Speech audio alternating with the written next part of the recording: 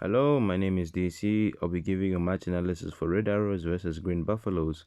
I've been having some problems finding, not problems, but troubles finding highlights for the MTN Zambia Super League. So I'll be giving a match analysis on matches that I haven't yet done, whilst I wait for footage of the matches that have taken place in the past weekend. So let's get into it. So here the Red Arrows player has the ball. What I would like to highlight is that the Green Buffaloes player could have moved to somehow cover the block with his body or just cover the pass.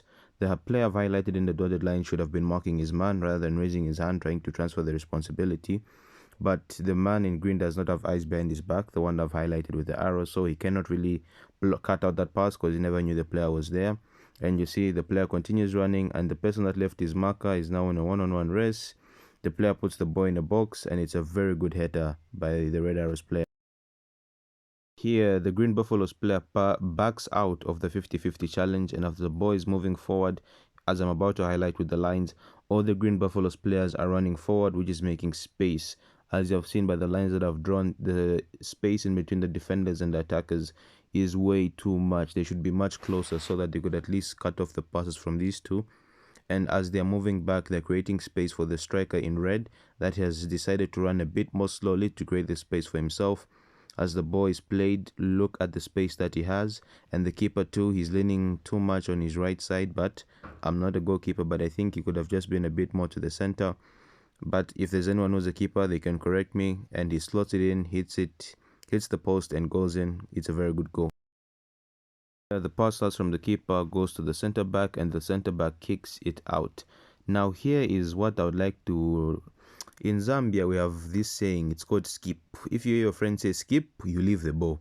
I think these two didn't communicate to each other because I don't understand why both of them would be jumping for the same ball and leave the man free, because the other player should have made a three-man wall so that he marks the striker. But that's a very good clinical finish. I'll play it again, but the defenders were supposed to talk that out with each other to avoid getting in each other's way, because this is just a goal that comes from a mistake. In short, they scored the goals themselves. By score the goal themselves, I mean Green Buffaloes brought their own demise. Here, what I would like to highlight is just the overhead kick that the Green Buffaloes player attempts. I like such. It just shows that just try anything, you may never know. Here, Red Arrows again with the ball. The ball is played. Everyone is moving back, leaving this wide space. The attacking player decides he can't take it forward. He takes it back.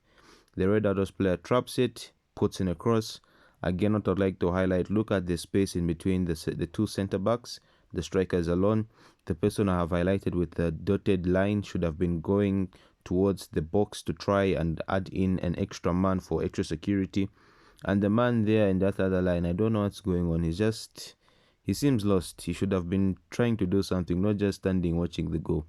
But it's a good headed goal, and these guys were on fire this game. This is a hopeful ball into the box, which ends up leading to a goal. It's actually a simple goal, and I think the Red Arrows players became a bit complacent since that the 4-0 lead. But it was a good attacking game for Red Arrows, and I will see you in the next match analysis video. Also, don't forget to comment whatever you feel I could have done better.